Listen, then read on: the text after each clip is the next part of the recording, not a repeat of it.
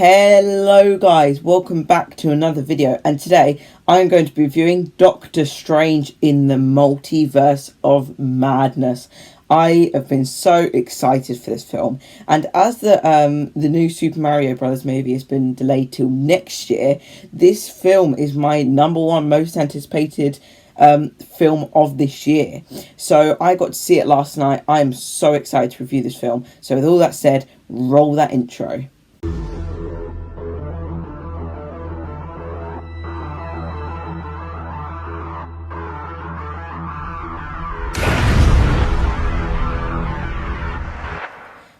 So, Doctor Strange in the Multiverse of Madness is the latest MCU film and a film I was very excited for. This film sort of picks up after where No Way Home left, where the multiverse has gone crazy and there is a lot of weird stuff going on in the universe we know in the MCU. And we have Elizabeth Olsen as Scarlet Witch in this film. We have Benedict Cumberbatch as Doctor Strange. The list goes on, and I am really excited to review this film. So, with all that said, let's get started talking about the good. Now, I was really excited when I heard that Sam Raimi was going to be directing this film, because I love Sam Raimi. You know, I love the things he directs. I love, like, the trilogy, the Spider-Man Tobey Maguire trilogy, and I really enjoyed Crawl that he directed, and apparently he's really popular for a lot of horror films that he's done, and this film is Sam Raimi. This is a horror sort of film for the MCU. This is the closest horror film we are going to get ever for the MCU, because Disney pushed the limits here a little bit. This film could have got the rate, it could have been rated R15, it could have got that. There are zombies, weird looking creatures, weird looking images, a bit of injury detail. There is a lot in here, but it suits the mood really, really well. And I think it was a good opportunity. And Sam Raimi feels like he's free to do whatever he wants, because I feel like he doesn't need to go 15 or rated R or whatever. He doesn't need to go crazy, but he does go pretty crazy with this. And I think that's what made this film. This is just one of the standouts of this film. And another thing is that Elizabeth Olsen as Scarlet Witch is 100% the best character in this, and the standout, the character who stood out to me the most, and I thought the acting was the best from. I thought every time she was on screen, she was able to do a different emotion, and it all worked so well. She's so good at doing these different emotions and almost playing two different characters, and that worked really well for me. And of course we have Benedict Cumberbatch, who of course does a great job in this role and continues the same, you know, he's the same character as he was in No Way Home. And yeah, I really enjoyed the horror aspect and some of the acting in this. I thought it was really good how they did that. And of course, the thing that comes to mind here is that there are a few bits that will put a full-on smirk on your face, and you will be happy. And my smile just sort of went, I just slowly went up and up and up at this one sequence, and this is by far the best sequence in the film, the best scene, and you definitely get the best action and everything from this scene, and it is the best scene in the film. And there are other scenes where you're like, hey, I recognise that, or hey, that was a good thing. There are a few things in there. And I really did enjoy that one scene, and I could probably watch that scene again and again and again. And yeah, I really enjoyed this film with how it got on. Like, it just got on with it. It just did it. It just went for it. It went for its plot, and it was just, it doesn't overstay its welcome, because it has only a 2-hour long runtime. But honestly, I think any longer, and it would have been too long and too draggy. Not every film needs to be 3 hours or just about 3 hours, or like 2.5, because like Batman is like 3 hours and No Way Home's like 2.5. It doesn't need to always do that, and this film doesn't do that, and it doesn't overstay its welcome. With all that said, let's move on to the mixed aspects of this. And there are two credit scenes in this film.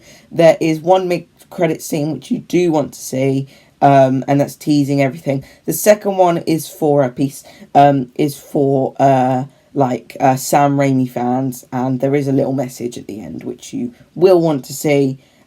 So yeah. Another thing that is a mixed thing here is that this is not a cameo film, and it's not really it's not really a film just about fan service either. No Way Home was a fan service film.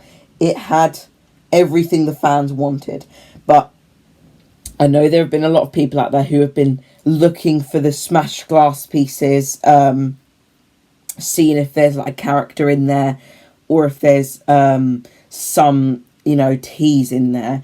And people have been zooming in on posters, watching the trailers in 0.25x. A lot of people have been doing them things, and if that's what you're looking for, you're probably not going to enjoy this film very much. This film is probably just not going to be what you wanted it to be.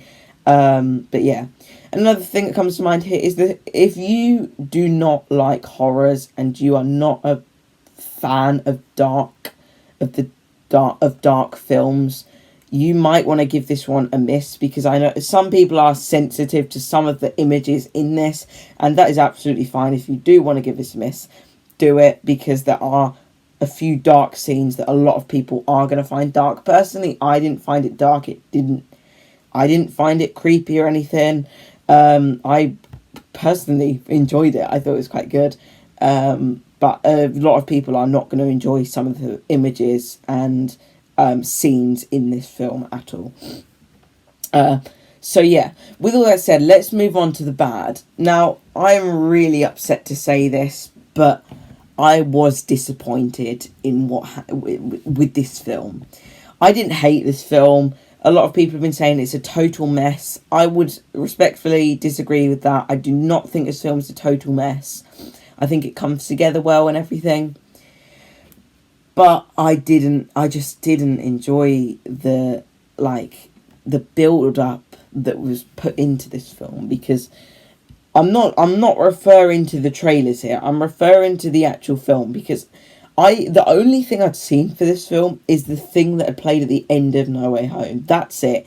I hadn't seen the new one, the newest one. I purposely tried to avoid it, and I did manage to get away with that, and I'm really happy that I did do that. But in this film, they will hint at, something will happen, something big will happen. There'll be like a 30-second to a minute sequence, and you'll be like on the edge of your seat, like you're waiting for this big thing to happen, and then it'll happen, and you'll be like, oh, okay, maybe this is going to tease something. No, it's not. Maybe this is going to be... No, it's not. And then all you get is something very, very small that doesn't hint at anything. And it's just disappointing. It's a word that everyone's been saying recently, underwhelming. And it is disappointing that there was a lot of build-up for this film, and this film was going to be very big and was going to do a lot for the MCU. At least that's what I thought was going to happen, and I sort of heard that was going to be happening, but that didn't really happen. That didn't happen at all. And yeah. And also, I did feel a bit bored during this film. At times, I just thought they were dragging it, and that's why I'm glad this film was just over 2 hours, because any longer and it would have been worse. But I don't hate this film. I don't want this film being hated. I don't want it to be called awful. I don't want it getting a rotten on Rotten Tomatoes. It 100% deserves fresh. But there are disappointing scenes and disappointing build-up.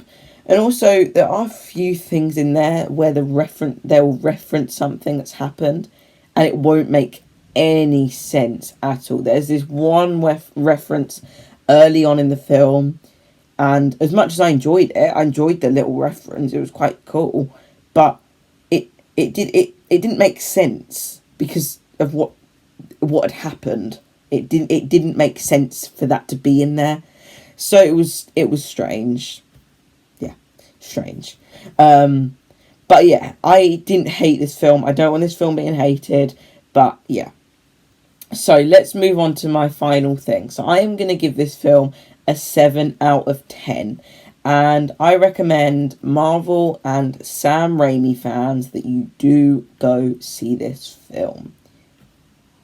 So guys, that's going to wrap up this video. Thank you so much for watching. Please do comment, like and subscribe. And there is a Batman review, a spoiler review for this film, and a Morbius review coming out very soon. And a few rankings that will be coming out at some point. And also look out for the Jurassic World Dominion review next month. And hopefully a Lightyear review. Look out for them too. And there will be a lot more reviews coming out. So yeah, thank you so much for watching, guys. We'll see you guys in the next video. Goodbye.